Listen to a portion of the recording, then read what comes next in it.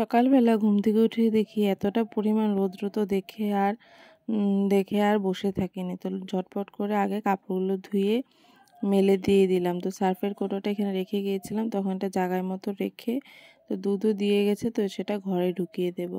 তো ঢুকিয়ে চাটা বানিয়ে খাওয়া দাওয়া করে নেব। তো আমার সব কাজই শেষ, ঘরের বিছানাটা খালি বালিশ কয়টা রয়েছে, কারণ ছেলে এখনও ঘুমিয়ে আছে। তো আমি এদিকে বানিয়ে নিয়ে আর ছেলেকে বর এসে তো ওকে উঠিয়ে মুখটা ধুইয়ে দেবে।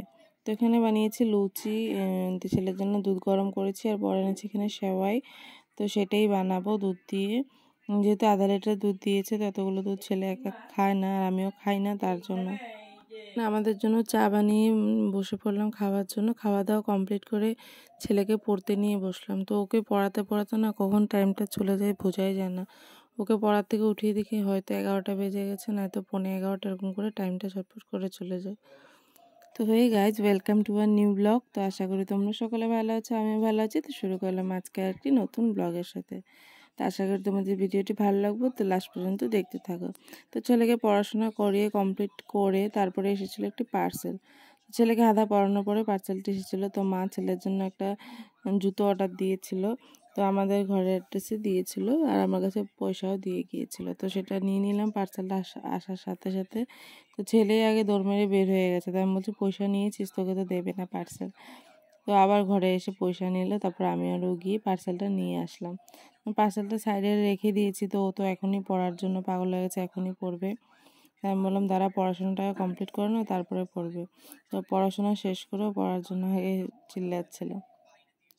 তো এখন ওর যেহেতু 3টা সাবজেক্ট থাকে, তার জন্য একটু পড়াতে আর কি সময় লাগে। আগে তো একটা খালি ইংলিশ ছিল, তার জন্য কম সময় লাগতো। তো আরেকটা পার্সেল এসেছে, দিদি 2টা পার্স অর্ডার দিয়েছিল, তো একটা ওর জন্য একটা আমার জন্য। তো সেটাও এসেছিলো আজকেই। তো সেটাও খুললাম, সেটাও মোটামুটি ভালোই এসেছে, খারাপ আসেনি, মানে রিজনেবল প্রাইসের মধ্যে অনেক ভালোই এসেছিলো। তো দিদি একটা নিয়ে যাবে, তো আমাকে একটা দিয়ে যাবে আর কি। তারপর সব কিছু কমপ্লিট করে এখন এখানে ঠাকুর দিয়ে দেবো, আর মা দিয়ে গেছে ফুল।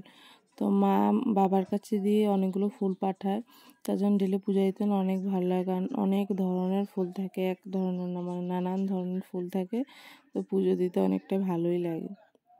আর আজকে যেহেতু বৃহস্পতিবার, তো মা দুব্য দিয়েও পাঠিয়েছিল, আর তার জন্য পুজো দিতে আমার কোনো কিছু তুলতে হয়নি, খালি তুলসী পাতাটা তুলেছিলাম, আর বাকি সব মাই পাঠিয়েছিল।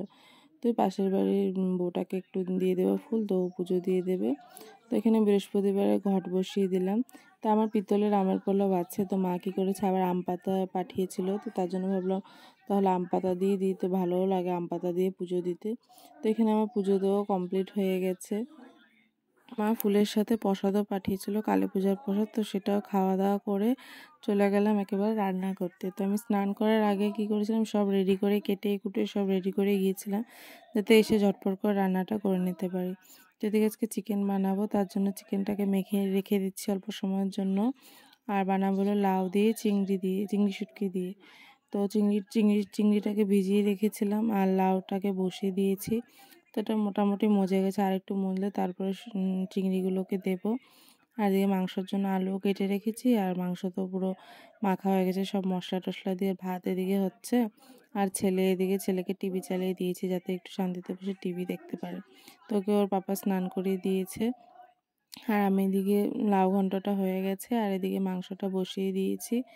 তো আজকে রান্না হয়নি, এখনই খিদে পেয়ে গেছে আগের ভাত। তো রান্না হওয়ার সাথে সাথে আজকে আর বসিনি, ডাইরেক্ট ভাত নিয়ে নিলাম। তো এদিকে চিকেন বানিয়েছি, পাঁপড় ভাজা, লাউ চিংড়ি, তারপরে বানিয়ে এদিকে বরের জন্য ভাত নিয়ে যাচ্ছি।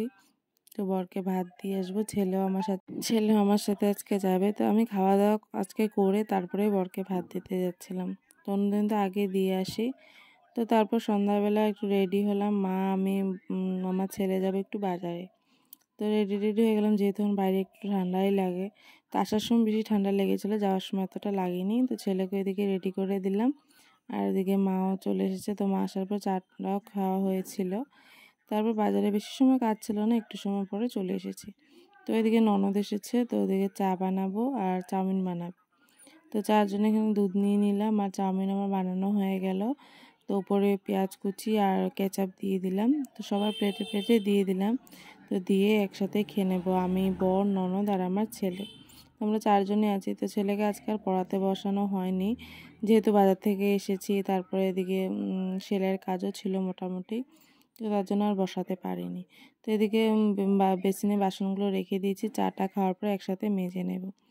তো আমাদের খাবার বানানো হয়ে গেছে আর সবার জন্য দিয়ে দিচ্ছি, যাতে সবাই খাওয়া দাওয়া করে। আমি তো যাচ্ছি ঝটপট খেয়ে কতক্ষণ আমি সেলাই নিয়ে বসবো, কারণ সেলাইগুলো ইমার্জেন্সি ছিল, তো একটার পর একটা অর্ডার ছিল। তো সেগুলো যেহেতু বিয়ে চলে এসেছে, বিয়ের ডেট আছে, তার জন্য সবাইটা নিয়ে এসেছি। তখন সবাই খেয়ে নিই ঝটপট করে, তারপরে সেলাইয়ের কাজ নিয়ে বসবো। তো সবাই নানান ধরনের গল্প করে করে তো খাচ্ছিলাম, আর ছেলেকে টিভি চালিয়ে দিয়েছিলাম, ছেলে টিভি দেখছিল। তারপরে আমি বসে পড়লাম হলো সেলাইয়ের জন্য। তো সেলাই মানে ব্লাউজটা এতটা স্টোন ছিল, তো সেলাই করতে অনেকটা অসুবিধা হচ্ছিল। আর ছেলে এদিকে লুকোচ্ছে, মানে কী যে করছে ও, মানে বান্দরামে।